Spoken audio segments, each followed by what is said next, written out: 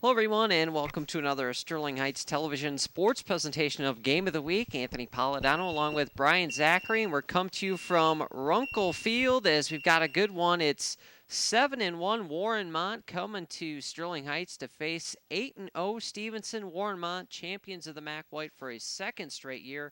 The Titans, MAC Red champs, and we've got a potential playoff preview here, as there's a good chance that these two teams may meet up again in a couple weeks. There is Coach Tom Milanoff of the Warren Mott Marauders, 42-49 in his 10th year with Warren Mott. He's won 2 MAC Blue titles and 2 MAC White titles in each of the last 2 years. And Rick By is the coach of Stevenson. Coach By in his 35th year with the Titans, 263 wins and 93 losses, enjoying another outstanding year as Coach By. And Warren Mott will kick it off here. The Titans will receive. We expect to see a potential track meet out here tonight with Warren Mott and Stevenson. Both teams, all kinds of weapons out there, and the ball fell off the tee, so they will reline it up. If you want big-time players, C.J. Alanian from Warren Mott, as there's Rick By, has already verbally committed to Penn State. Carl Davis Jr. is already committed on the Stevenson side to Iowa. Marcus Barham has committed to Bowling Green. So both teams, plenty of Division I players, and also a couple more on the way as that ball goes through the hands of DJ Merschman, and it'll be a touchback. Stevenson starts at their own 20. Here's the Titan offense. It's about to take the field up front. The line's been very good all year. Alex Hefner, Adam Crow, Mike Wesner, Corey Stone, and Carl Davis Jr. Jason Fracassa owns 3 all-time MHSAA records. He is the quarterback.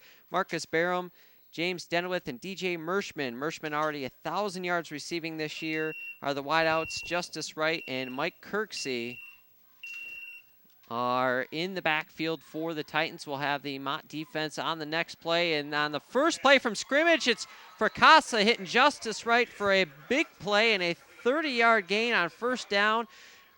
Wright's momentum takes him out of bounds, and that's the only thing that brought him down. Here's the defense for the Warren Mott Marauders. Hassani Douglas, Kyle Gray, Anthony Best, and C.J. Alani, and the future Nittany Lion on the offense, or the defensive line. Schwarb, Melly, and Laws, the linebackers. Melly, over 100 tackles already this year.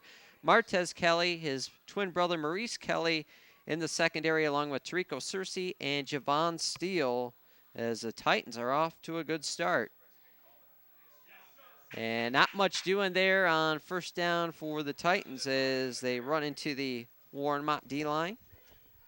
Yeah, going back to that first play with the deep ball to right there, Warren Mott is in a 3-man front up front, but what that does is allow them to have more defensive backs, knowing that Stevenson has quite a good passing attack this year, obviously. So they ran a guy across the middle, and the safety and the cornerback both jumped that route, which left Wright wide open there. So 2nd and 10 for the Titans, and Fracassa loads up, going deep on the far side, working against Martez Kelly, and that is going to be a battle to watch all night long. At that time, Martez gets the better of DJ Merschman and knocks it away. You want to talk about top receivers in the state. Merschman, as we said, 50 catches, 1,000 yards, and 13 touchdowns coming in. Martez Kelly, 52 catches, 1,026 yards, and 17 touchdowns. So a premier matchup, and those two may be going up against each other on both sides of the ball. Right, and it's good to see Stevenson going after that, going after Kelly, even though he is probably their best cover player on the defense, but they're still going to attack that. For Casa. Throws over the middle, goes through the hands of Kirksey, and is incomplete. That's something you might see tonight is some drops from receivers or running backs. Even though it's not raining now, obviously it rained quite a bit all day today. So that field being with the artificial turf the way it is, that field is still going to be slick. So a rare sight, the Titan punt team on the field, and that's not something that Stevenson fans have seen too often this year. Pizzoli back to punt. It's a good one. And Stevenson stops it right at about the 20. We'll see where they mark it. And it is right on the 20. And let's take a look at that Warren Mott offense, the most prolific offense in the MAC White at least this year. Joe Asbury, James Ross, Steve McSherry, Elvis Lalai, and Anthony Best up front. Ben Phileman, the quarterback, he's thrown for 22 touchdowns and 11 picks this year. Alinian, Cersei, Steele, and Martez Kelly are the wideouts, and the running back, Adam Schwarb, who's been coming on as of late for them, as Warren Mott, who has not had much of a run game this year, is trying to find one late in the season as they head towards the playoffs. Phileman has been their primary weapon of choice in terms of the run game, is when he's not making big plays with his arm. He certainly can make plays with his feet. He's a former running back who ran for over 1,000 yards his sophomore season. And he slings it out to the far side, and it's dropped that time by Martez Kelly. And a rare drop from Kelly. We're singing his praises. We'll look at the defensive line for Stevenson. Up front, Kyle Kimball, Carl Davis Jr., who is committed to Iowa, as we said. Corey Stone and Demetrius Hurd, who has stepped in and played well as a starter. Mark Kowalczyk, John Sulik, and Charlie Walker are the linebackers. Walker, all kinds of Division I offers. Mark Hanna, David Brown, DJ Merschman, and Justin Zavon in the secondary for Stevenson. There's Phileman keeping it, and he's hauled down there by Corey Stone. Loss of one on the play.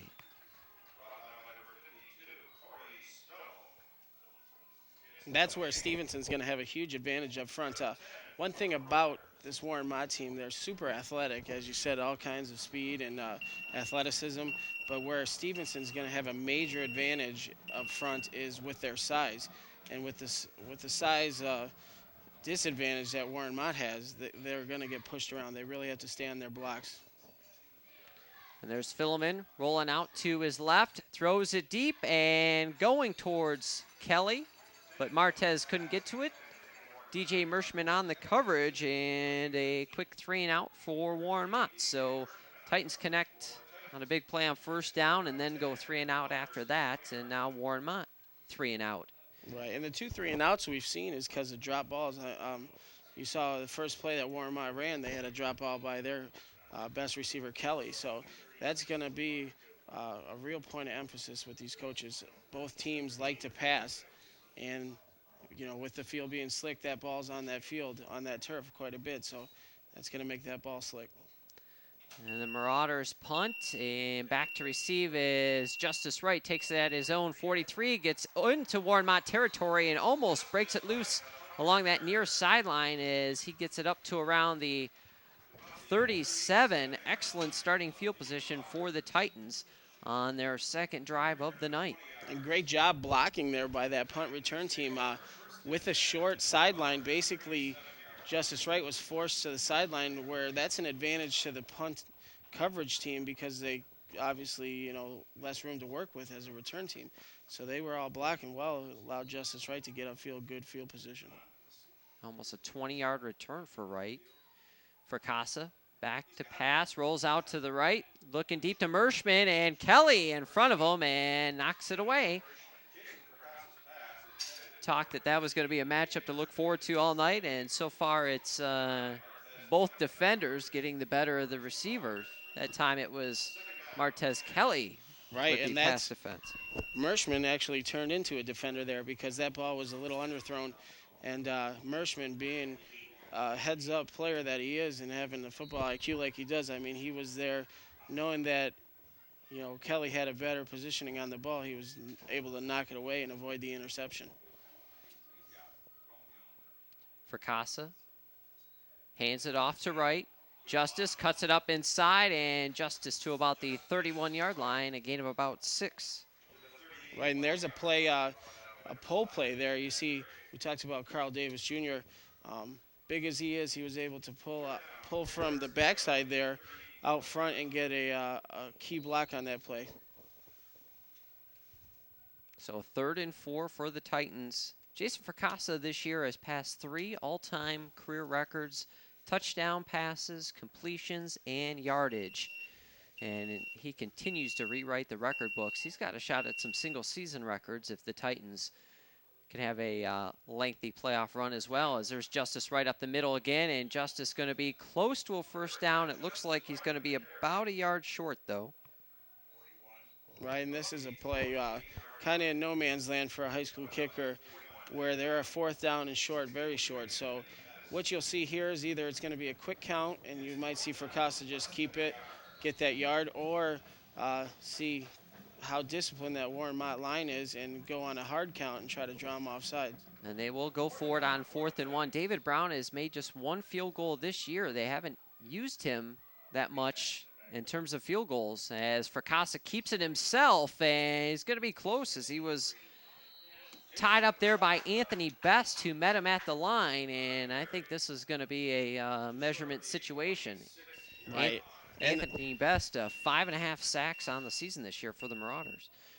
And just like how we talked about the other side of the ball, the defensive line for Stevenson being so big, what happens with this defensive line for Warren Mott is they're so athletic. And they're going to be giving that Stevenson offensive line some trouble with their speed and agility. And you saw it right there. It looked like all the Stevenson linemen got caught standing still, and you had 3 white jerseys in the backfield. Well, Mott is hoping to do with Stevenson the same as what Stevenson did to Dakota, outquick them on the line. Fracassa looks to his left, throws near side, and that goes through the hands of Dylan Cooper. And another drop for Stevenson, and Fracassa starting out an uncharacteristic 1 of 5, and he's not getting a lot of help from the wideouts. Right, and he's getting plenty of protection because, you know, with the athleticism that they have up front, and guys like, you know, Olean, they're going to get a rush, only rushing 3 guys. But Fracassa's going to have time. Warren Mott's going to drop 6 or 7 guys into coverage and take away that passing game if they can. Right in motion. They fake the handoff to right, and Fracassa slings it over the middle, and it's short, trying to find Marcus Barham. And that ball looked like it slipped out of his hand. So once again, you know, the slick field, and it might be attributing to the ball being a little bit slick. The 2 quarterbacks have combined to go 1 of 8 here in the early going of this one. Right, which is uncharacteristic, and you don't know how much time these guys actually had to warm up with as hard as it was raining prior to this game. You know, usually prior to a game with good weather conditions, guys will be out 2 hours, 2.5 hours early, getting ready, playing catch, whatever it may be, getting their timing down. They probably, you know, had a limited time to get warmed up for this game. There's a handoff there to right, bounces it to the outside, inside the 20, makes a move inside the 10, going for the pylon, and he's going to be into the touchdown. Justice Wright, 27 yards on the carry, and the Titans take the lead. Right, and that's a great individual effort by Justice Wright. You know, good job by that offensive line to seal the outside, but Justice Wright hits the L1 button to get there to the end zone there. He's got the moves, bounced it outside, and then turns on the jets, as you said, and Justice Wright into the end zone. 10th rushing touchdown on the season for him. He came in averaging 8.2 yards a carry. So outstanding year for Justice Wright. Dave Brown out now to go for the extra point, and we got a flag on the extra point. It's immediately waved off. It looked like we had a Warren Mott, somebody on the end move, but he may have been drawn off sides by a false start. And it is offsides against Warren Mott. Which, if you're Stevenson and you miss this extra point, I don't like the rule about high school football, how they're going to stop the play and replay the down. I mean, if it happens where you miss this extra point, you got to be upset with that. Because they made it the first time. Absolutely. In the college game and the pro game, if a player's offsides, they let the play continue and it's a free play. So Brown makes the extra point a second time, and with 7:33 left to go in the first quarter, the Titans are on the board first, up 7-0, and it was the ground game that got him there as Fracassa and company struggling through the air. But here's another look at the run, right? Gets the Right handoff. here, and you can see a good crack block there, but you see just the quick feet and agility by Wright here. Breaks 2 tackles and makes guys completely miss. If you're a Warren Mott defender playing against running backs like Justice Wright, you got to make sure you look at what you're tackling and keep your eyes focused on the guy with the ball. You put your head down and you're going to miss when you got running backs like Justice Wright running the ball. Right now, 18 touchdowns on the season, 10 rushing, 8 receiving. He's got closing in on 900 yards rushing the ball, and he's got over 500 yards receiving. So certainly a multi-threat for Stevenson, and he's been their offense in the first quarter. He's got that 30-yard catch, and now 36 yards rushing the ball on 4 carries. Yeah, absolutely. And if you're defensive staff for Warren Mott, you can tell that they're committing to defending the pass. They're dropping a lot of guys into coverage, only rushing 3 defenders. But what happens now is they get bit by the run, and you got to be scratching your head saying, you know, we stopped the pass, but now how are we going to stop this running game? Brown kicks it off. Tarico Searcy back to receive, and it goes into the end zone. So the Marauders will start at their own 20 for a second consecutive drive. We said Martez Kelly had the drop on that first possession for Warren Mott. He's having about as hot of a run as you can have as a receiver against Chippewa Valley. 7 catches, 233 yards, and 3 touchdowns as Warren Mott knocked off a MAC Red opponent, which was big for them. He followed it up with that 200-yard effort with 5 touchdowns against Grosse Pointe North. And then after sitting out the first half against Cuzno, all he did in the second half was have 11 catches for $132 and 2 scores. And there's a little sling pass from Philemon out to number 11, Jamarcus Steele. Right, Excuse me, Javon Steele. Great tackle in the open field by Dave Brown there. Coming up at the corner position, or actually it looks like a safety position, and recognizing that just a little swing pass, almost like an extended run play. What they try to do is get their athletes out in open space, and he came up and made a huge tackle in the open field. Javon Steele transfers from center line as there's Philemon taking it himself, and he gets up across the 25 to about the 27, gain of 4. Right, and this is a big time third down for this Warren Mott team. They really need to convert here. One, from a field position standpoint, you definitely can't give Stevenson a short field, and then 2, from a momentum standpoint, you know, I can see a little bit that they're kind of the momentum is definitely in Stevenson's hands right now, and some of those guys on Warren Mott, if they don't convert this, they're going to be playing defense, and you saw how fast Stevenson scored on the last series. Searcy in motion, and they flip it out to Searcy, but in front of him, and Philemon starting out cold for a second straight game as he struggled mightily against Cuzno. Right, and it just Warren Mott really looks a little flat here. You see guys kind of walking out on the field, no intensity. You know, that's something the coaching staff really has to address and get into these guys' heads and get them playing. Like I said, probably limited to what they could do in pre-games, and that tends to throw a player off if you are so accustomed to a pre-game ritual. And with the rain we had today, it might have been interrupted. Stefan Terlecki's punt is a very good one, and it goes out of bounds at about the 32-yard line. So good job by Terlecki as Stevenson will take over. with 6:04 left to go in Yeah, the first quarter. that's absolutely a big punt there to pin them back on the 32-yard line. Last time Stevenson had the ball, they started on Warren Mott's inside their 40. So this is a big time punt there by the special teams unit of Warren Mott. Especially considering we talked about all the weapons that both teams have, not only offensively, but in the kick return game, because it's a lot of the same kids out there. For Casa back to pass, and he hits Justice Wright, who's immediately met by Adam Schwarb, and Schwarb, who was faked out on Wright's touchdown run, gets the better of Wright that time, as it's looking like it's going to be maybe a loss of one. Right, and Schwarb there, like I said, what Warren Mott's doing is they're dropping their linebackers into coverage, whether it be right there on the, you see the hash marks on the field a lot of times.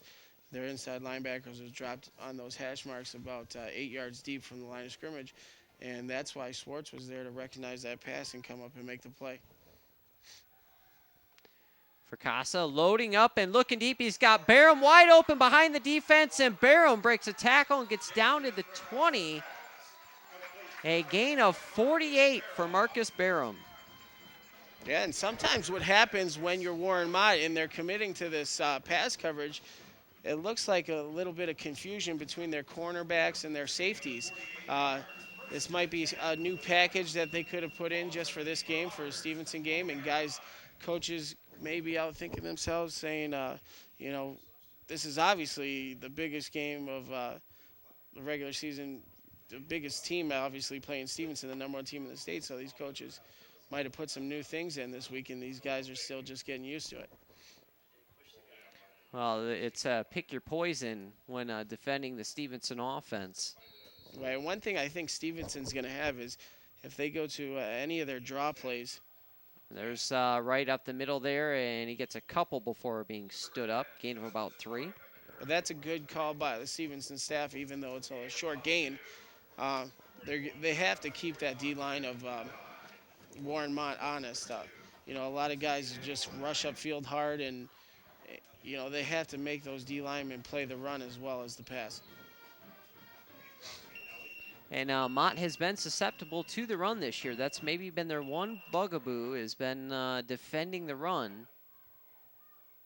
They gave up some big yardage to both Grosse Pointe North and Cuzno in their last couple games on the ground. For Casa now rolls out, looking to the end zone, trying to find Barham, and hits him in the back of the end zone. Touchdown, Stevenson. They say he got a foot in. Great catch, great throw. I mean, for Casa put it only where Barham could get it there, right over the outstretched hand of the defender, that was Marcus or Maurice Kelly there at the corner. So great pass, great touch by Fracassa there. Yeah, I didn't know if he was in bounds or not. He just kind of kept running. A lot of times you'll see someone try and drag their foot if they think they're close, but he's in. We talked about Stevenson's weapons. Justice Wright on drive 1, Marcus Barham on drive 2 with a couple big catches, including that 18-yard score. And it's 13-0 Stevenson, pending the extra point. Right, and you can't really double team any one player on this Stevenson team because somebody else is going to get you. They've been able to shut down really Fracassa's favorite target, Mershman, tonight, but Fracassa recognizes that, being the experience that he has, and he's been able to exploit that defense with other receivers. Just another look at the Fracassa to Barham touchdown. Great job by that O-line, once again giving Fracassa all the time he needs. Yeah, Steele had good position there, just mistimed his leap, and it was very close, but it was a bang-bang kind of play where the ball was in his hands while his foot was still off the ground. I think that's what the officials were looking at. And you had two officials right in that corner, both recognizing that. And one thing you saw by, Maurice Kelly as a defender was, as a defender, you should read the receiver and not look back at the ball. He's got to, when he sees Barham's hands go up to catch that pass, that's when he can turn and look for the ball. You saw him looking back and kind of leave his feet a little Just a early. little early, yeah, and Yep, that's what cost him. and that's where that ball was able to get over his hands. He was in the right position. Just it's small decisions and small things like that can make a play go one way or the other. 28th touchdown pass of the season for Fracassa, coming off of a 34 touchdown pass season last year against only 3 picks. And there's Trico Searcy taking it at the 10. Searcy's got a little room up the middle, still on his feet, and Searcy out to about the 35-yard line, who said he's a very dangerous weapon when they get the ball in his hands, and he shows you doesn't need a lot of space to eat up some yards right there. Right, and he's a little guy. He smaller than those guys lead blocking for him, so he did a good job of hiding behind that wedge there and disguising himself. And another thing was with the short kick, he was able almost to catch that ball in full stride or close to it, so he had his momentum going forward. You can see here doing a good job getting behind those guys, and he's Runs actually up the back of his right, own absolutely. blockers. Well, seriously, the one thing about him, he's very small in stature, but he's a very tough player, and much tougher to bring down than his size would indicate as they fake it to Searcy that time and run into the future Iowa Hawkeye and company as Philemon goes nowhere on first down. Yeah, and I don't know how much this offensive line can do with trying to run between the tackles there and going inside with the size advantage that Stevenson has up front. But, they do have, like we discussed, a lot of athletes. You can see a bunch formation here to the right. So maybe they'll try to get the edge here. Philemon rolling out, throws to Searcy, takes a hit, and did he make the catch? Yes, he did. They're going to say he's right at the sticks. It's going to be close to a first down. And going back to what you said about Searcy, I mean, that proves, like you said, how tough this guy is. You don't have to be a big, huge guy to play football. A lot of times that's a misconception. And, it's just a lot of it is toughness and heart out there. And that was a huge play. You can see they roll Philemon out almost on every passing down or every passing play. And Searcy goes up here and catches that ball and is able to hold on to it despite taking the big hit. He was juggling in the air, and he was able to reel it back in. And they're going to say it's enough for the first down. So a hard-earned first down for Searcy and the Marauders, and they're trying to get something going here. Right, and that's big with the last 2 possessions that Warren Mott's had with the 3 and outs. So not only from a field position standpoint, but like you said, getting something going. Adam Schwarb now the ball carrier, and Schwarb across midfield, and a little extracurricular between Walker and one of the Warren Mott players after the play. But it's a difference. These guys from Warren Mott, they're not coming out here, walking. They've picked up their intensity a little bit and gotten into this game a little more, and that's what picking up first downs does. On a first down play, picking up 6 yards on a run. So they're definitely coming off the ball harder and, playing till the whistle blows. That was Elvis Lalai mixing it up with Walker after the play. Here's Philemon firing and overshooting his man, trying to find Javon Steele.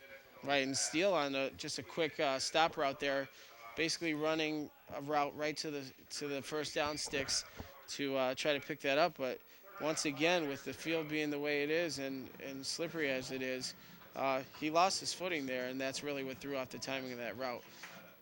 One of the things about these artificial turf, the new artificial turf that they have, it's what's inside of that turf is ground up tires, rubber from old car tires. So obviously when mixed with water isn't for the most doesn't provide great footing all the time. Yeah. Although Stevenson, I'm sure, would take it over the quagmire that was Barnabo Field up in Romeo last week, as this play is whistled dead early on. As the Marauders take an early timeout. And I think, Stevenson maybe just got Warren Mott's attention there with those couple quick scores. Warren Mott, certainly this is the most potent offense they've dealt with. Both these teams already qualified for the playoffs, so this really probably a seeding matchup more than anything.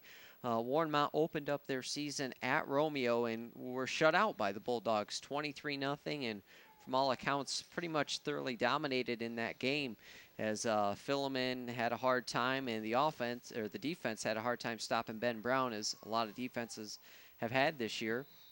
But since then, Warren Mott has reeled off 7 in a row, and you have to give props to Tom Milanoff, Mac White team. Their 3 non-conference games, all Mac Red opponents. So, certainly stepping up and playing good competition. And here they go on 3rd down, and Charlie Walker trying to track down Philemon. Philemon tucks it and runs, lowers his shoulder, and he's going to be close to the 1st down. Yeah, and they blitzed Charlie Walker up the middle there. Obviously with Warren Mott calling the timeout and basically snapping the ball, Stevenson probably thought, obviously they're coming out with a pass play. So Stevenson came with basically a jailbreak blitz, and Walker was chasing Philemon from the backside. Philemon recognized it and turned upfield where there was no linebackers because they had all vacated on the blitz. 4th and 1, and I think Warren Mott might have drawn the Stevenson D-line off sides here. We'll see what the call is. And it's offsides call against Stevenson, so the hard count of Philemon pays off, and Mott's got their 2nd consecutive 1st down here on this drive as they continue to move the chains, as they are now inside the Titan 40, the 39-yard line. And that is a big penalty. I mean, you basically go from making a team have to earn it to just giving them a 1st down. So here's Philemon slinging it out to Searcy, breaks a tackle. Searcy trying to get to the outside, stiff arms a guy, and is pushed out of bounds at the 20, a gain of 19. Now this offense from Warren Mott's starting to click there and getting their athletes involved. So Stevenson really, with the 2 previous series going 3 and out, maybe that Stevenson defense kind of, thought that they weren't going to be in for much of a battle today, but obviously this Warren Mott team's refocused. You see here a pass to Searcy on a curl route, and a great job there, kind of getting in the way of Charlie Walker, but by Ashbury there for Warren Mott. But even though he got knocked down, he still was able to get in the way enough of Walker to get a block there to free Searcy. And Philemon slings it out to Asbury. Once again, the same play design. Philemon on just a short little rollout. He's got a really strong arm on the run. Obviously, you see that's basically all they do is have him throw on the run. So, I've been really impressed with how the velocity that he puts on the ball. And here's a handoff to Schwarb up the middle. Schwarb, all kinds of room. He gets inside the 10, down to about the 7-yard line, gain of 9.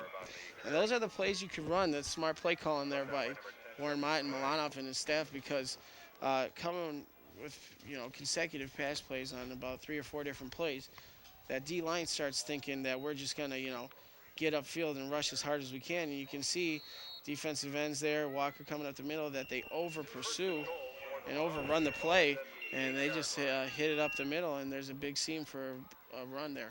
So 1st and goal for the Marauders. And another handoff to Schwarb, and his jersey is nearly taken off by Carl Davis Jr. Yeah, and great play. You see the strength of Davis Jr. there. Just, that's a big-time play. It's one hand. One hand, basically swatting a fly there. I mean, grab a jersey and a guy who's running forward, you stick your hand out and you basically, looks like he's shot from a slingshot backwards. So a loss of 3, so 2nd and goal now from the 11 for Warren Mott. Warren Mott really getting...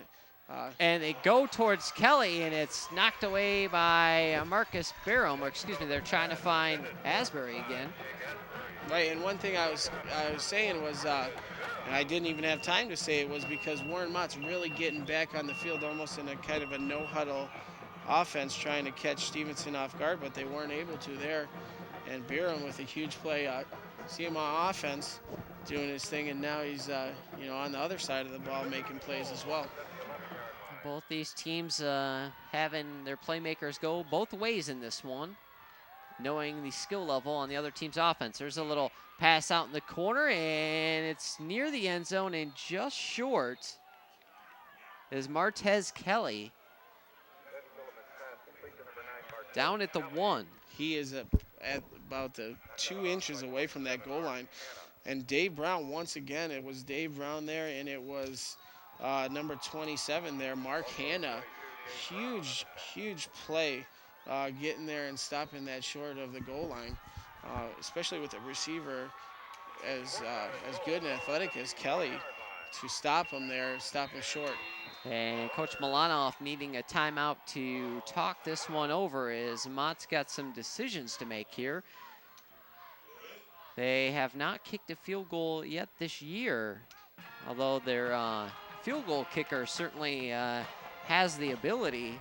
Much like Stevenson, they haven't really needed the field goal option as the offense. It doesn't get stopped too much in the red zone. So they've got a little decision to make here. Down 14-0 with 1:18 left to go in the first. And the offense for Warren Mott, after coming out cold, is starting to heat up. And we said, Philemon, a streaky quarterback, and he's riding a hot streak right now. Yeah, and it did take a couple of series, Philemon, to get warmed up. And one thing, like I said, he throws on the run. So that's when you have a quarterback that rolls out pretty much any play or every play, it's a lot of timing on the routes. The previous route, Kelly was it was a comeback route. So this is the first time in this situation where we see they're going for it. See a quarterback under center.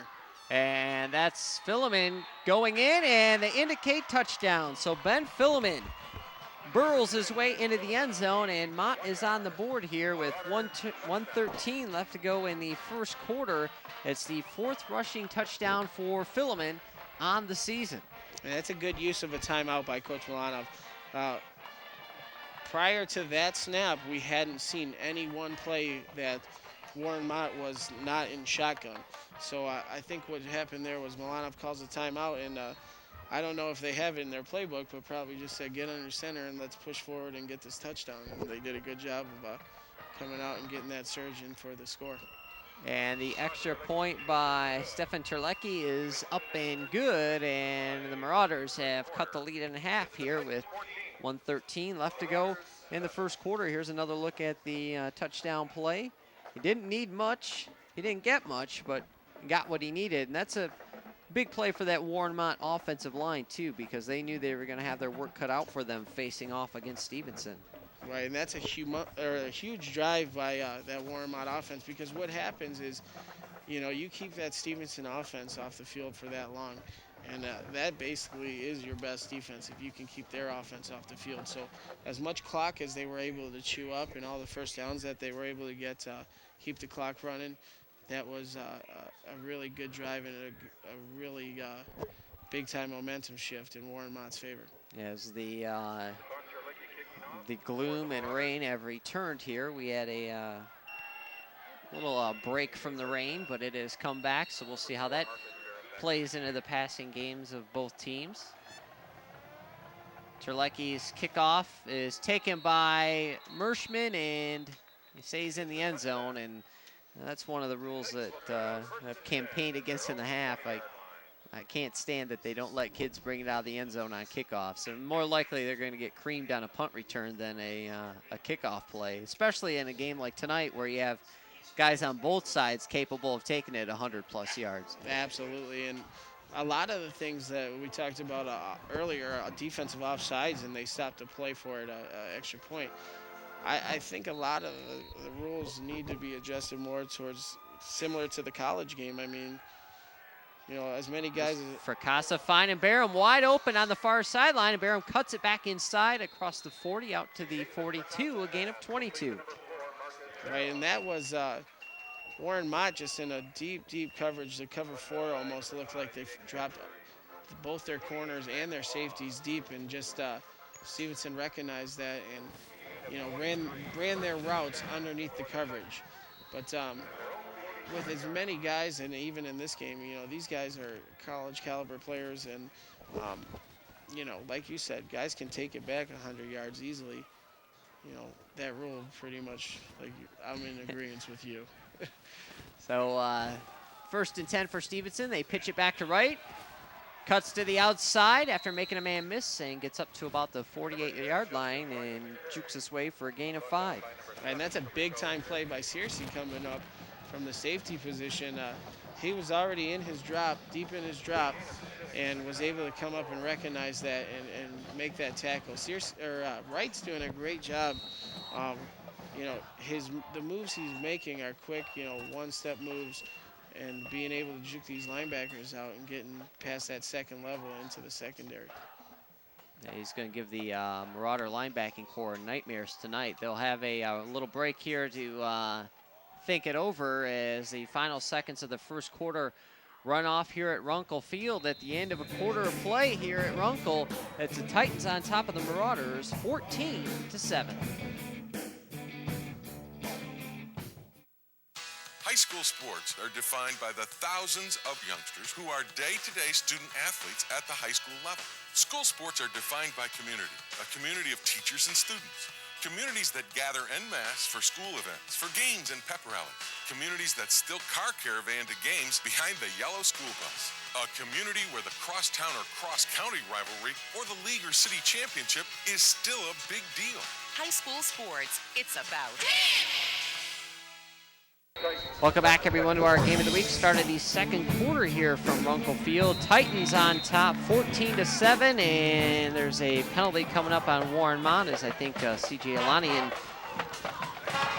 a little overzealous and might have jumped off sides and given Stevenson a first down. And that is the call. And Warren Mott's a little bit upset there because on the outside, you may have seen Denowith move. So they had a complaint, too, for a false start. But I think, as a receiver, Denowith was looking inside at his tackle on the end there. And when he saw Alanian move, that was his cue to move. So Alanian's got 10.5 sacks on the season this year. There's a little flip from Fracassa to Dylan Cooper, and Cooper with room to run as he gets inside the 20, pushed out of bounds at about the 16-yard line, a gain of 38 for Stevenson.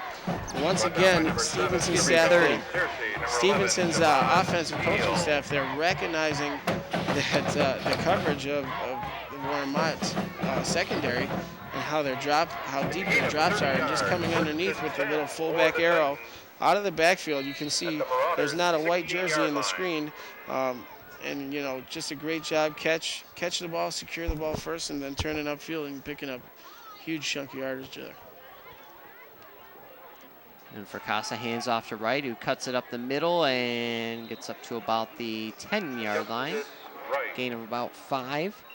And that's what Jason is and the offense behind Mr. Fiat have done such a great job of this year, and that's they got obviously the big star in Mershman and Barham, but as the year has gone on, they've looked to Denowith more. They've looked to Justice right out of the backfield. They've used Kirksey more. They're using Dylan Cooper more. They're going to other guys because they're open and they're finding them. There's a little handoff to Wright, and right across the 10 up to about the 6-yard line.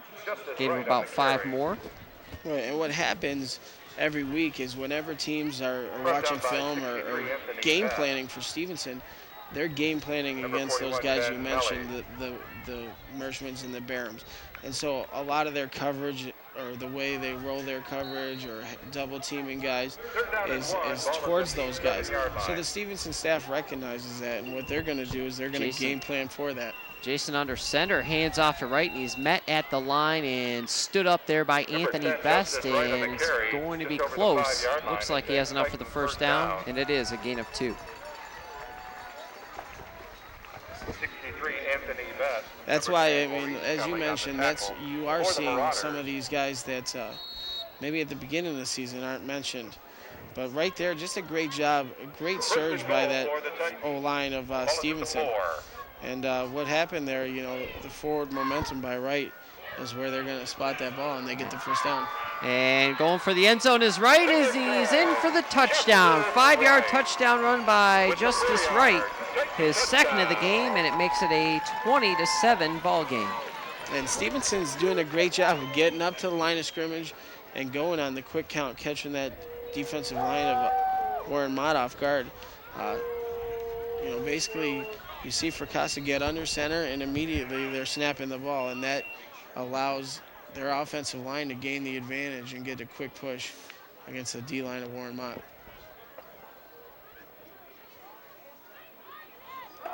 And that's not something Jason does too often anymore, is go under center, as David Brown's extra point is up and through, and it is 21-7. There's another look at the touchdown by Justice Wright. Right, they have two fullbacks there. Stevenson does lead blocking. He had Jonathan Sulek there, and he had Kovalchik with the pronunciation. But, that's a great job. That's something that Stevenson's done forever with in their goal line situations. It's come out, they call it a power I formation. And they have two lead blockers, go on the quick count, get the advantage against the D-line, and just get a big push. Sometimes they call it bulldozer, but basically the point is just beat up the guy in front of you and get 1 or 2 yards for the touchdown. So Stevenson responded to Warren Mott's touchdown with one of their own, and now it'll be Mott's turn to answer. Down 14. Yeah, Mott really, they had the momentum there after the touchdown they scored, but Stevenson just takes the momentum back right away. And like I said, the best defense for Mott may be their offense, getting first downs and keeping Stevenson off the field, because Stevenson's capable of scoring on any time they snap the ball.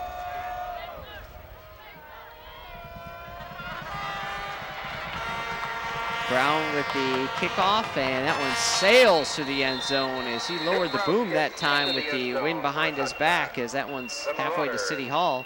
Start out 1st and 10 at their own 20-yard. So 1st and 10 from their own 20. Warren Mott, another thing in this game, they've had to go 80 yards pretty much every drive. All of them but one. The good kick return by Searcy. That's the only time they've started further out than the 20. Right, and that's something you don't see in statistics or when you read the newspaper, but, Brown with the kicks to the end zone and making them go 80 yards or field position is such a huge part of the game. So 1st and 10 now for Warren Mott. Philemon in shotgun, Schwarb out to his right. There goes Kelly in motion. Philemon rolling out, he slings it to Kelly, and Martez catches it, and it's hauled down by Kovalchik and caught by the Warren Mott coaching staff. Gain of about 7. And that's the same thing, Warren Mott getting back to that roll out there, coming with the underneath route. Again, I saw Stevenson coming with their blitz package, and pretty much Stevenson's going to be vacating the middle of the field there, and usually on every down they're blitzing at least one linebacker to get some pressure on the quarterback. Handoff to Schwarb that time. Kovalchik comes up and tackles him low. Charlie Walker hits him high, and it goes for no gain. And that's a big-time tackle by Kovalchik there. Just recognizing that the run was coming his way, reading his keys, last man on the line of scrimmage, blocks down, and he read that perfectly, came up, and he did a good job of seeing his man and tackling, keeping his eyes on the ball carrier and being able to break down and make a nice form tackle.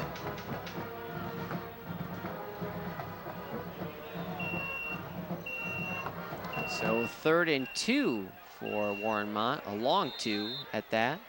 And they're going to call timeout to talk things over here with 9:29 left to go in the second quarter. And you said both these teams playoff bound. By the time folks at home are watching this, they will know, Marauder fans will know where Warren Mott is headed. Titan fans will know where Stevenson is headed. Got inclination that Stevenson will be headed right back to this field next week. It's just a question of who their opponent will be. At this point, Troy's looking like a good option for them. The winner of the Roseville East Detroit Week 9 game will likely could meet up with Stevenson in the first round, where Warren Mott, if they win this game, they have an excellent shot to host a game themselves. Last year they went down to Detroit and lost a tight one down there. 3rd and 2. See what the Marauders do here. And they flip it out to Searcy, who scoops it up off the ground, basically, and he's going to be short of the first down. There's a fumble. Stevenson running it to the end zone, and see what the call is. Did they whistle it dead? There's a lot of confusion on the field. You had the head referee running down the field with Justice Wright after he picked that ball up, but still no signal. Obviously, it's are they saying that he was down, or maybe it was incomplete in the first place? I still don't think they know. They're talking to each other. They're gonna. Yeah, okay. They blew it dead. So. Ball was blown dead at the 26-yard line. It's 4th down for the Marauders. So 4th and 4, so a loss of 2. So they're saying it was a completed pass, but for negative yardage. As here's the another look at it, and I thought it was a good catch by Searcy. Just barely got it off the turf. Warren Mott has to punt, and Merschman fair catches at the 40, and Right must be there. saying that forward progress has stopped. Right. And after the punt here, Stevenson's going to get the ball on, their 40-yard line going in. But, that is essentially giving Stevenson a 60-yard field. So Stevenson once again with great field position here. Warren Mott going to have to find a way to disrupt the Titan offense somehow, whether it's getting pressure on Fracassa, which no one really has been able to do this year. I think he's only been sacked once or twice all season. Fracassa steps up looking to Merschman, and nice play by Searcy to elevate and get a hand on it, or else Merschman might still be running. Right, and Searcy does a good job, sticking with that ball and reading Fracassa's eyes there. You can see right here, it's a great shot there by the camera crew. But you see Searcy and Fracassa in the picture, and Searcy reads Fracassa's eyes and just reads that ball and is able to cover some ground and get up in the air and tip that ball. Or like you said, could have been 6 more for Stevenson. So 2nd and 10 for the Titans.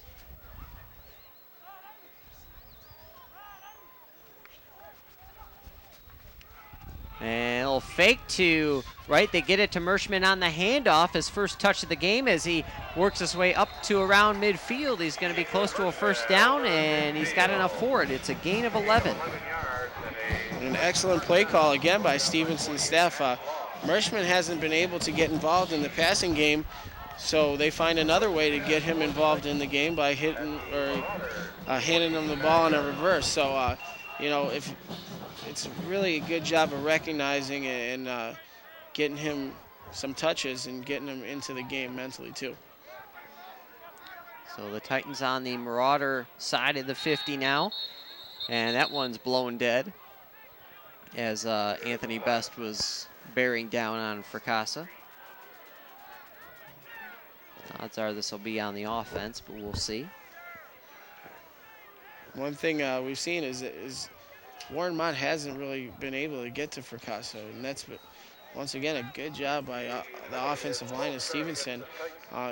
We've talked about Olani and obviously what he's done this season, and Stevenson, they've done a great job of keeping him away from Fracassa. And Alex Hefner has been lining up opposite Alanian most of the first half thus far. So 2nd and 15 for Stevenson. Fracassa back to pass, in trouble, tucks it. Now he'll look to throw, and through the hands of Merschman, a drop on the near side. Not something you see very often out of DJ. No, not something, you're right. And, Fracassa got flushed out of the pocket there, and throwing off his back foot, he's still able to get the velocity on the ball that he wanted, but Marshman had to come back to that, and he might have been kind of Worried looking about the upfield. sideline, Yeah, or took his eyes off the ball to kind of see if there might have been a defender around him. So that happens a lot. You'll see a guy do that, and it's almost like something you don't even recognize, but you almost see every receiver do it. 3rd and 15, and that one's incomplete. And we've seen both teams' star receivers drop balls in the game thus far, and that's incomplete for Stevenson, which is going to bring up 3rd and 15 for the Titans. Right, and that's, again, a drop that if it was caught, it would have been a first down. So now you're looking at 3rd and 15, and it's going to be tough for Stevenson to convert. So the drops have been big in this game. 7:58 left to go in the second quarter. Titans have 2 out near side. Kirksey in the backfield. They fake it to Barham, and Alanian leaps and knocks down the pass. And C.J. Alanian's name called for the first time tonight as he makes a big play. He's about 6'4"-ish, maybe a little taller than that, and good basketball player, and he got the swat on that one. Yeah, and good job by him there, recognizing that Fracassa was going to throw the ball before he could get to him and getting up to knock that ball down. So Pizzoli out for the second time tonight as he will punt. Stevenson a chance to pin Warren Mott deep, and we got flags on the play.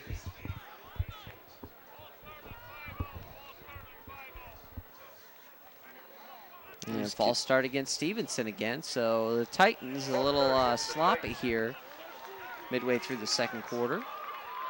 Praising their offensive line, and then a couple false starts in a row. Right. One on a first down play, one on a punt. And that's what happens. It's strange, but you make 1 or 2 bad plays, and it's kind of Steele signal fair catch, and then decided to take off with it. And the official says, "Nah, you can't do that, son." So Warren Mott will take the ball at their own 25. As they got a chance to pull within a score again. Right, and what'll happen here, like you said, it was getting a little sloppy, so this is a good chance. And the offensive staff for Stevenson's really going to get over there and get them regrouped in their heads in the game. So the thing about Stevenson is that, they're putting fresh bodies in there on offense and defense. Most of their players are one-way players, whereas Warren Mott, you might see them get fatigued quite a bit quicker than Stevenson because a lot of their guys are playing on both sides of the ball.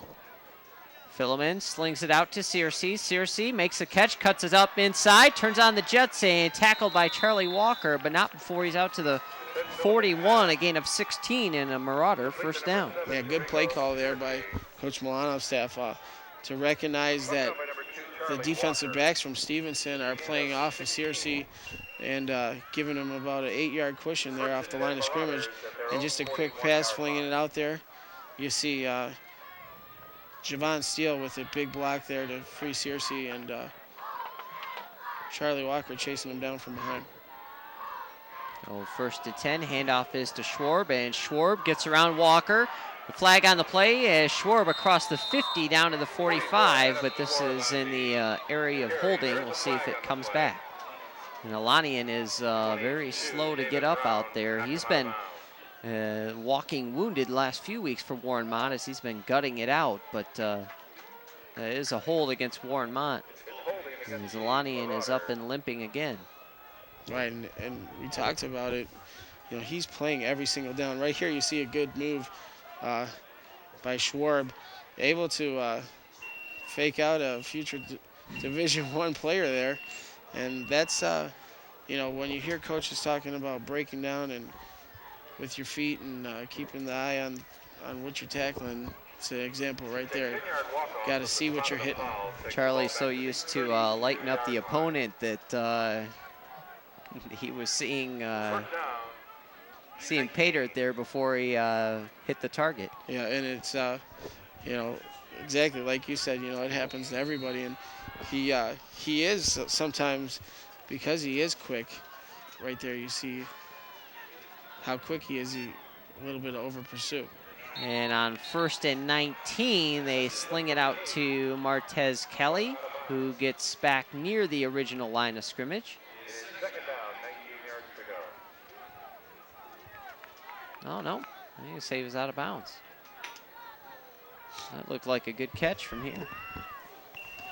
And one thing I like about, you mentioned Alani and playing hurt, and he's a really unselfish guy. I mean, as athletic as he is, as big as he is coming out here and playing offensive line and, getting blocking pretty much quite a bit. You know, you see him line up at tight end, and you see him come down and crack block, and, you don't see him plays called as much for him on the offensive side of the ball. And they try to go to Alani in right there, and Wright closes and swats it away. Elanian hasn't been the weapon that he was last year offensively, as to this point in the season, CJ just 13 receptions, 167 yards last year, over 500 yards receiving on the season. So and he's yet to hit the end zone this year, so they haven't looked to him as much offensively, but he has made some clutch catches. He had a big one last week against Cosno late in that ball game, but it's been more of a defensive factor.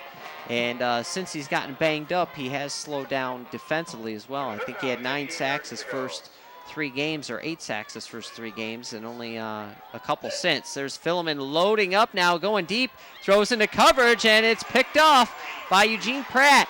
Pratt on the return, and Pratt across the 20, all the way down to about the 17-yard line, and a flag on the play. I think a horse collar, but not before Eugene Pratt picks it off, and the junior gets Stevenson in scoring position. A great job by Pratt from the corner position, recognizing the route, getting deeper than his drop usually is, and seeing the ball in the air and getting back there to catch that ball at its highest point. You can see he's in a backpedal position, but once that ball is thrown, he's able to turn and run with it, and see him go up high, get the ball, and immediately get upfield. That's Filliman's first real ill-advised pass of the night, as he was throwing into triple coverage right there. And he will throw an interception or two. That's his 12th pick thrown of the season. Great job by the defensive players of Stevenson there to, after the interception, get upfield and block, almost looking like the Baltimore Ravens defense there. So 1st and goal from the 6 for Stevenson. And they hand it off to Wright, and Wright going towards the end zone. Is he in? Yes, he is. He gets a convoy that helps push him forward, and it's a Stevenson touchdown, Wright's 3rd rushing touchdown of the game.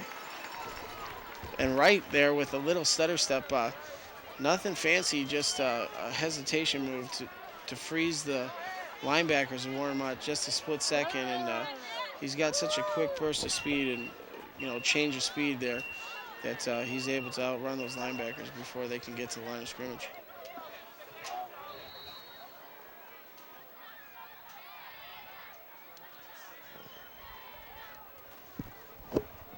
So extra point pending here. Rick Bye's team looking to go up 28-7.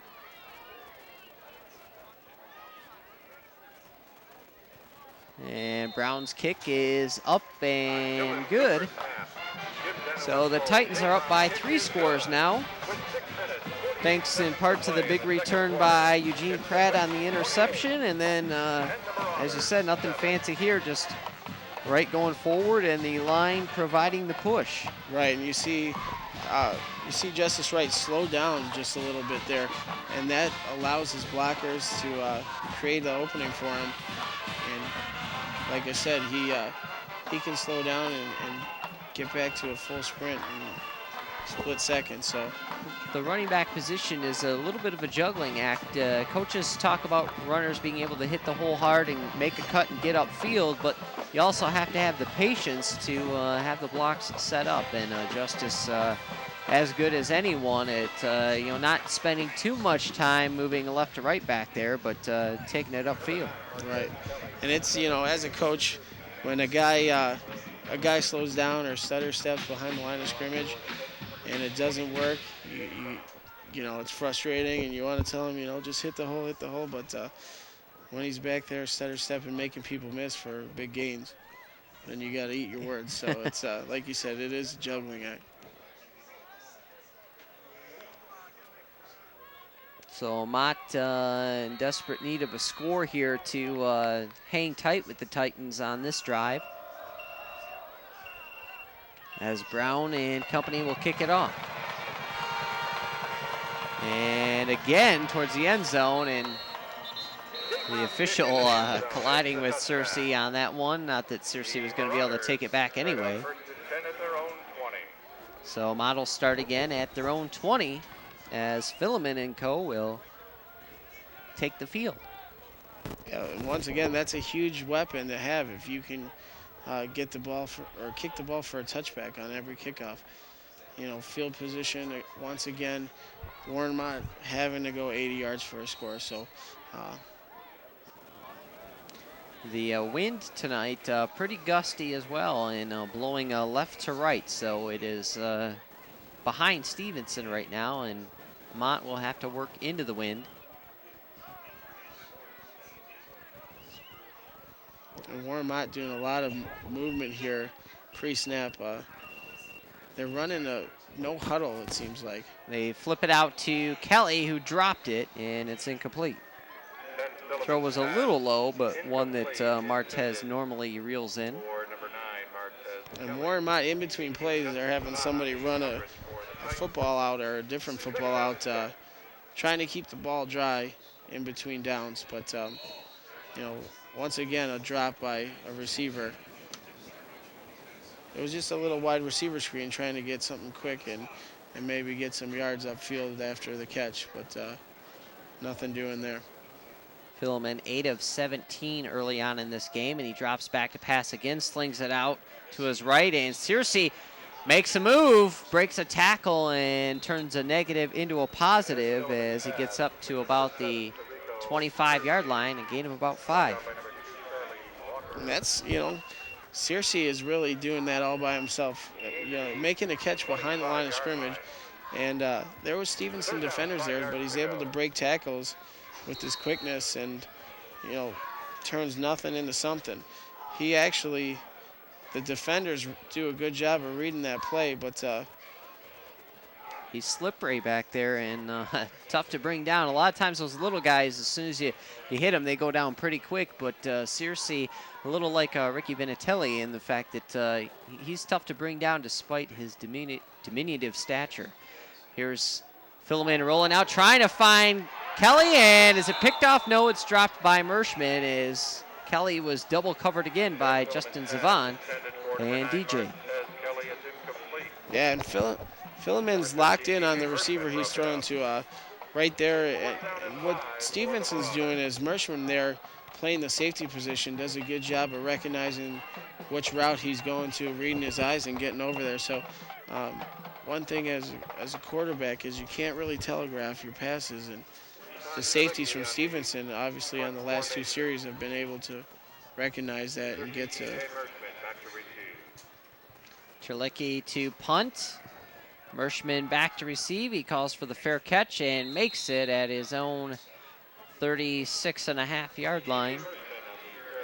And one thing is the season has gone on for both of these schools. I think both teams started out the year feeling like they had all kinds of weapons offensively. Stevenson obviously looked to DJ Merschman early on, but as the season has gone on, Fracassa has looked to those other targets, as I have said, getting Marcus Barham very involved. And then as the season has gotten later, really starting to go to some guys that aren't on other teams' radar, where as Philemon's season has gone on, he seems to get more and more locked in on Martez Kelly, and other teams are starting to game plan for it. As Fracassa scrambles there and finds one of those other guys, Dylan Cooper, who takes it to the 31-yard line. A big gain for the Titan tight end. And that's a huge play there. Fracassa was initially rolling out to his right side here, and you don't see it on the replay, but he has to come back to his left. Cooper, whose route was supposed to be just a little 5-yard route in the flats, recognizes that Fracassa was the play was kind of a broken play and turns his route upfield, and Fracassa sees him for a huge gain. Anthony Best had great pressure on Jason, but then you got to catch him. It's a little like Rocky Balboa trying to catch the chicken out there. And there's Justice right up the middle. Number 10, Justin Wright on the carry for To the about the 26-yard line, gain of 7. And that, that's a play, even though they run it out of shotgun, and it's a, handoff play, but that's a play Stevenson's run forever with, it's just a guard pull play where they pull the guard on the backside. That time it was number 73, Adam Crow, who pulled from the guard position and was lead blocking there for Wright. So 2nd and 4 for Stevenson. Fracassa rolling out to his right.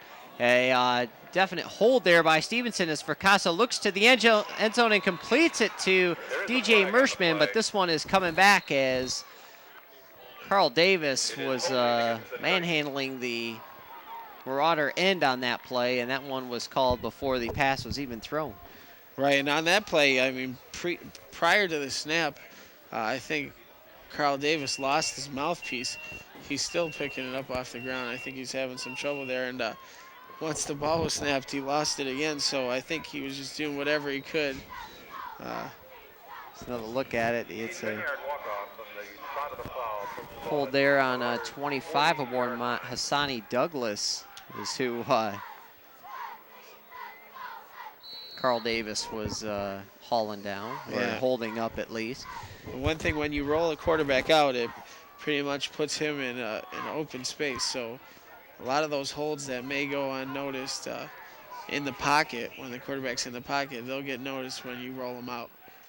So 2nd and long, and Fracassa going deep to Barham, who's open behind the defender. He beats Searcy for the touchdown.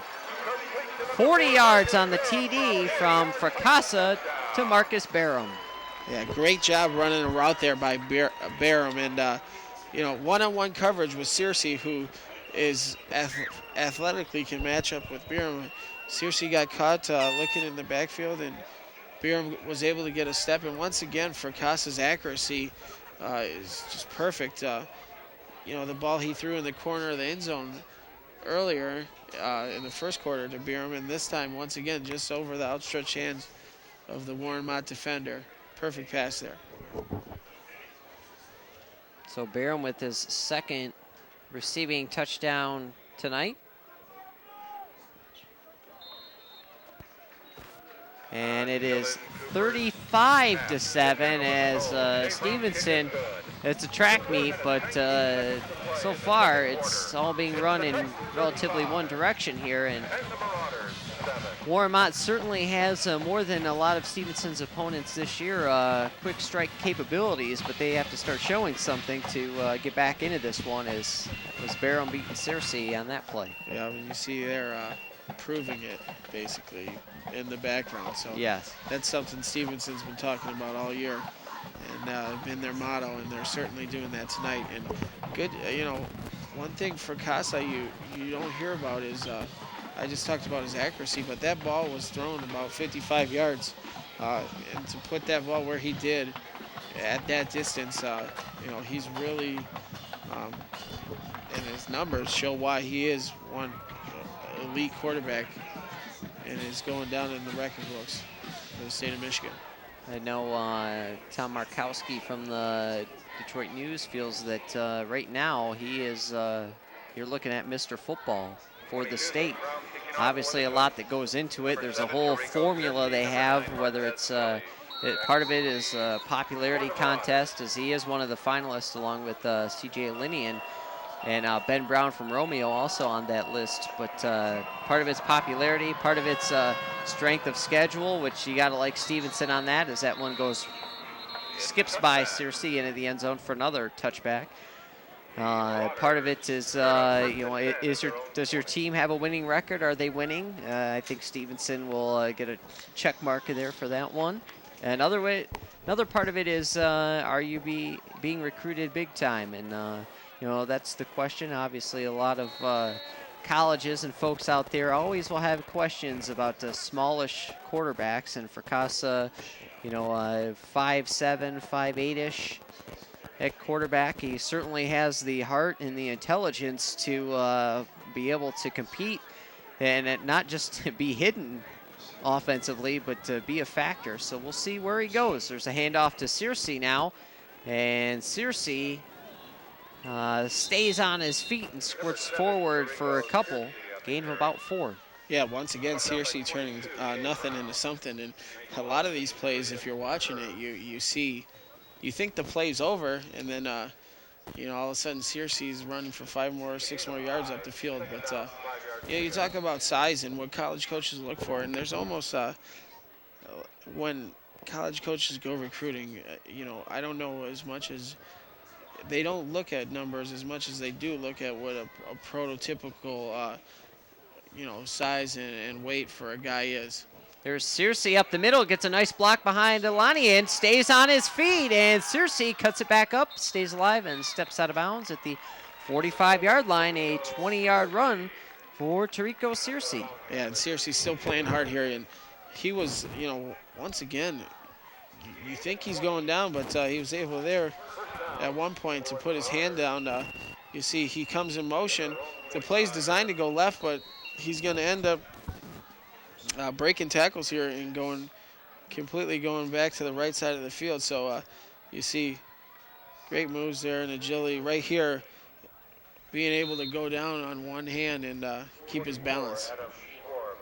Before he's run out of bounds, Adam Schwarb just completed a first down run that went nowhere. Sulik and Kimball on the tackle for Stevenson.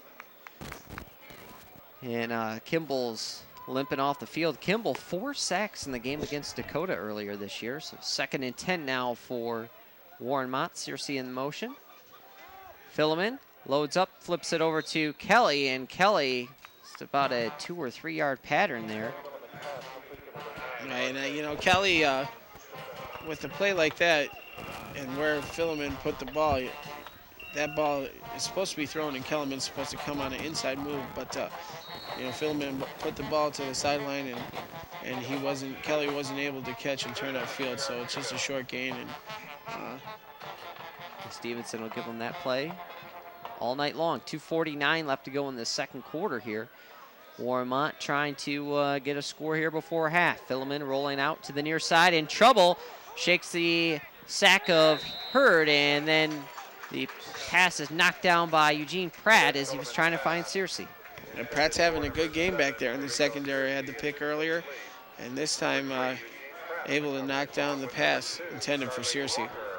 Well, Pratt started the year as a starter, lost his starting position, still getting plenty of playing time though, and coming up big in this game, he might get that starting spot back. It looked like he might have made a little early contact with Searcy on that play.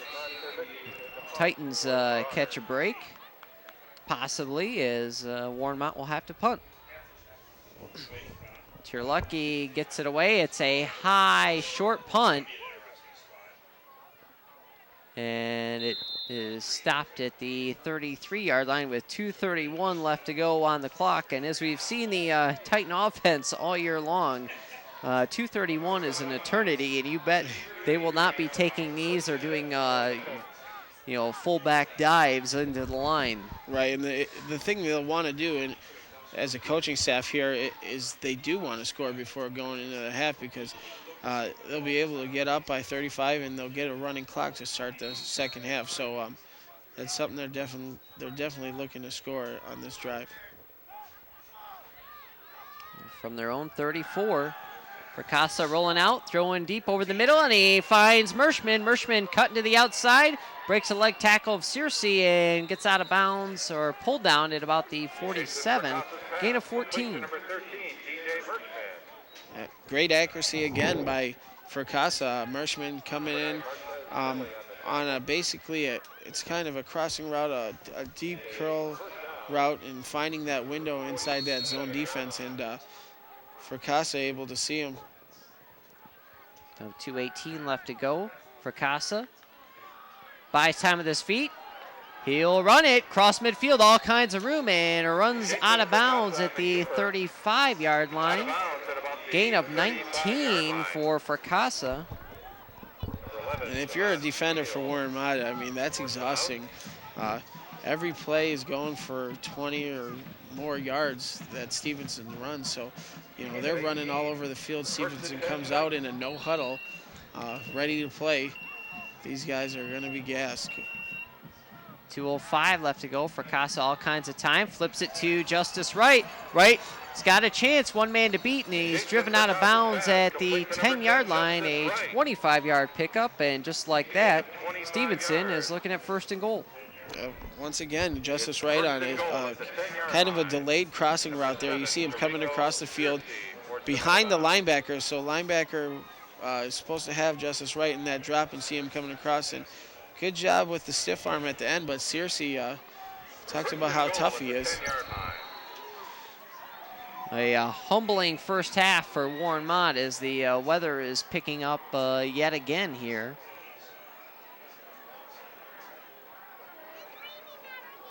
You know, and if you're Warren Mott, fumble on the snap, Fracassa picks it up, looking to the end zone's got a chance, and touchdown Stevenson. Second time this year a fumbled snap results in a Fracassa to Merschman touchdown. Yeah, and Fracassa, you talked about how smart he is.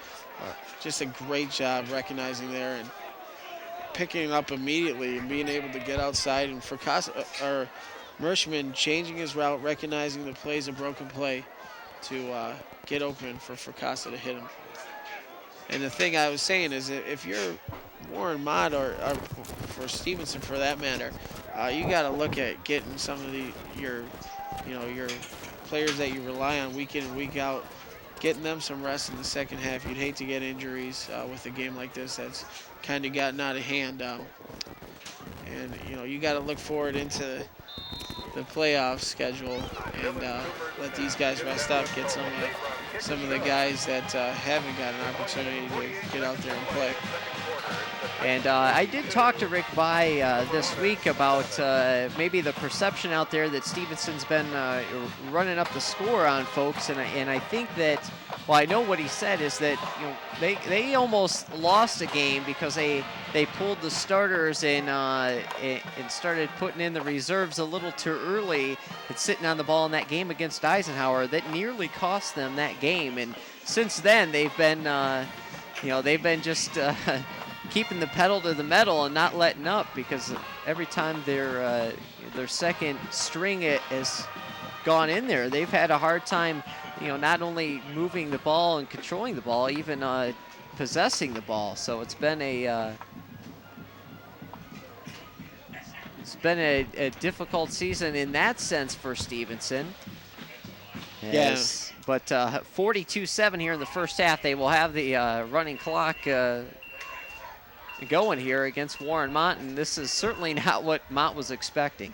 Yeah, and Mott's, you know, as deep of a hole as they're in now, and with the rain coming down like it is, the style of offense they run is going to be at even more of a disadvantage besides having to go against the Stevenson defense. So, you know, they don't pound the ball. They don't, you know, they're shotgun snapping. So you might see Fillmore maybe mishandling some snaps, or it's just going to be a slippery ball out there when you're trying to shotgun snap in this weather. So another touchback for David Brown, who's had a great game kicking the ball for Stevenson tonight. And Mott will start at their own 20.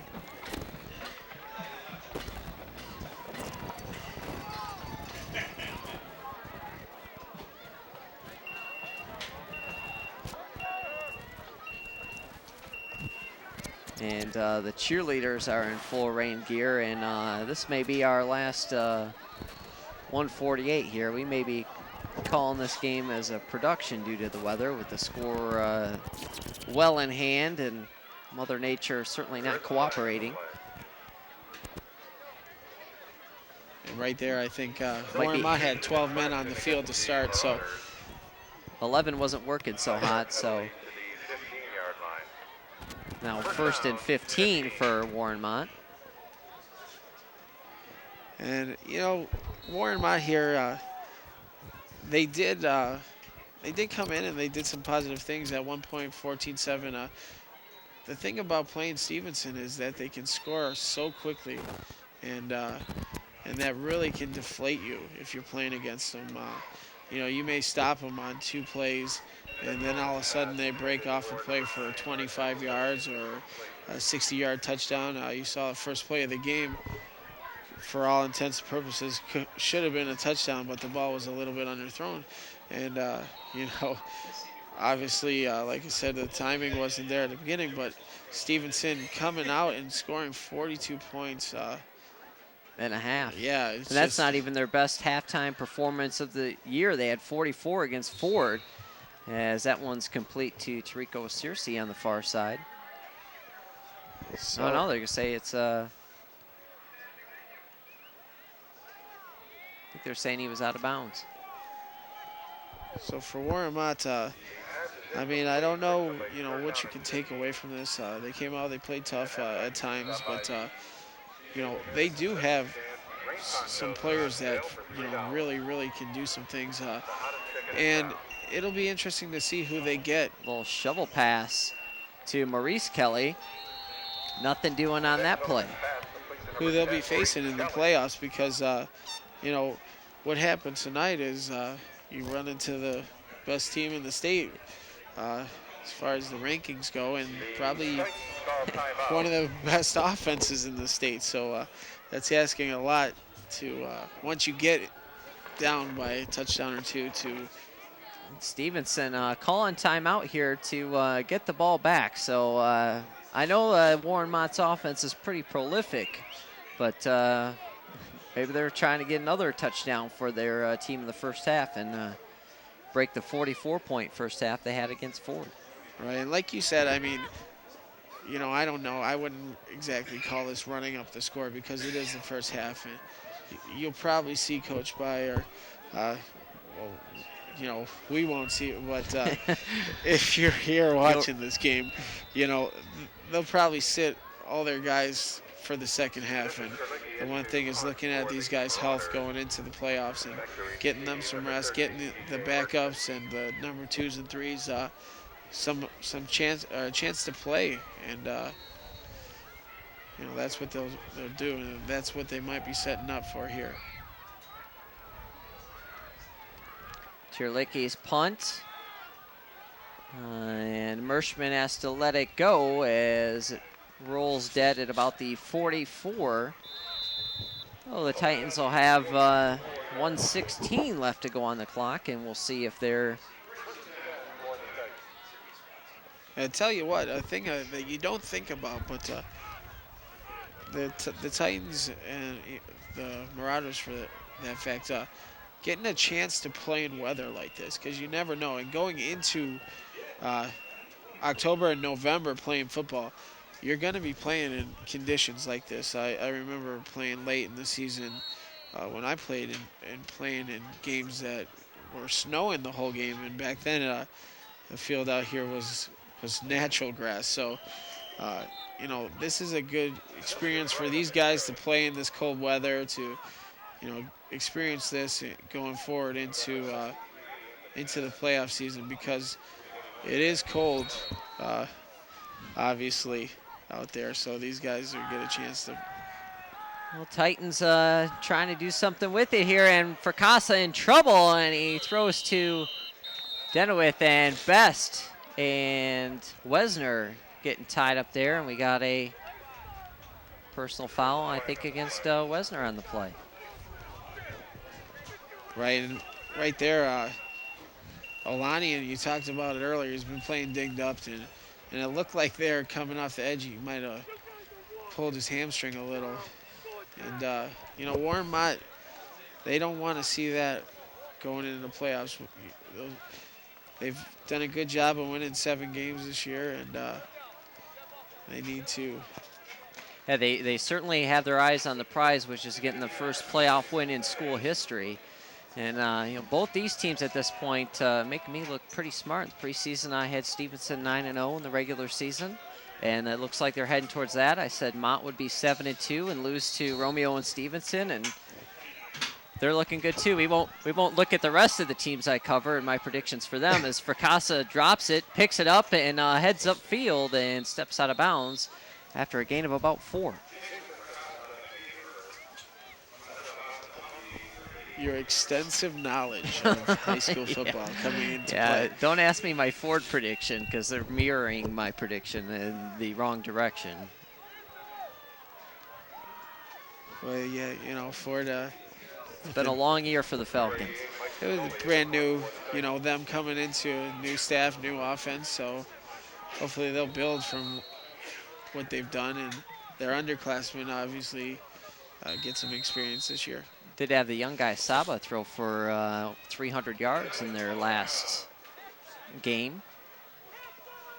Stevenson calls timeout, and now the second stringers come in, and I think seeing Alani and Best bearing down on their star quarterback was just enough to scare the starters out of the game, or at least the coaching staff think about the bigger picture and try and keep those guys healthy for the playoffs. I know, Rick Bai has said that, health is such a huge issue, and Stevenson to this point has been very healthy.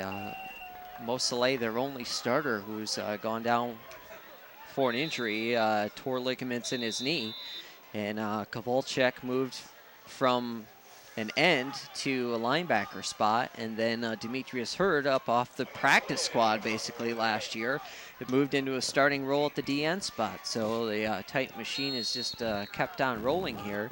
This is a team that's just getting better as the season rolls on. They seem to have a more and more impressive performance each week as Searcy is on the return and steps out of bounds at about the 34. Yeah, Stevenson, they always, you just look at just the sheer numbers they have, and they're always deep at every position. And one thing is sometimes some of those guys that are second or third on the depth chart you might not know about because they're always so loaded with their starting. There's 22 guys that start on offense and defense, and don't think for a second that some of those guys, underclassmen and guys that you might not know about, those guys can play too.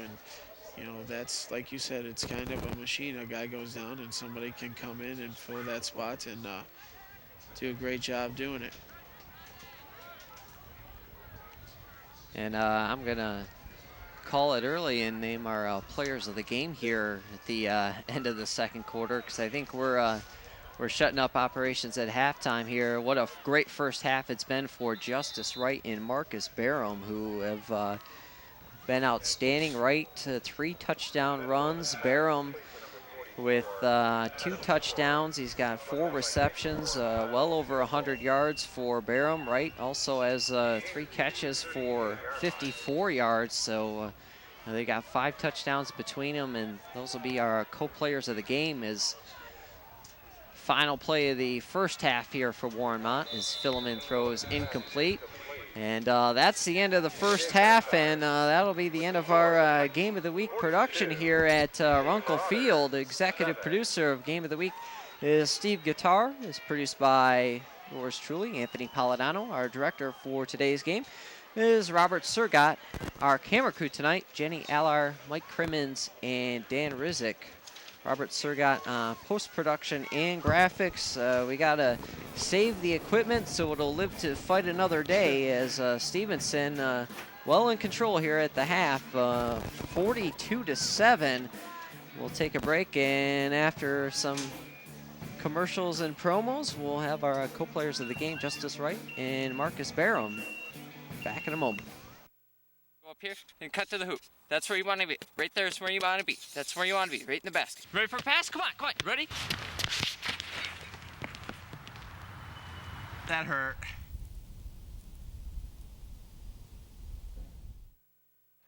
Your second half highlights of the Titans versus Warren Mott went a little something like this. Stevenson picking up right where they left off in the first half here early in the third with a running clock. Mike Kirksey is off and running, 79 yards on the touchdown, and the Titans were were destroying Warren Mott, 49-7. Marauders will get another touchdown here in the third. Jake Asbury in from 5 yards out. The backup quarterback closed the gap down to 49-14, and then they cap off the scoring with this Marvin Johnson 5-yard touchdown run. But in the end, Stevenson had all the big hits on the Marauders as they close out Warren Mott 49-21. And it's Coach Fiat and later Coach Rick By getting congratulatory showers as Stevenson ends the regular season a perfect 9-0 and headed to the postseason. Win the opening game. Win the MAC Red Championship outright. Go undefeated. Get into the state playoffs. And now, win it all. Let's go!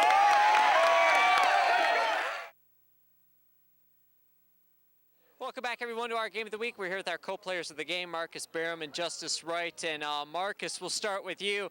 Obviously, you knew that they had a lot of skill position. How much were you looking forward to this game to see how you matched up against their skill players in secondary? I've been looking forward to this all week. We just had to, like me, Justin, DJ, just get off our routes, man-to-man coverage, and just use our speed to get off our routes and make plays.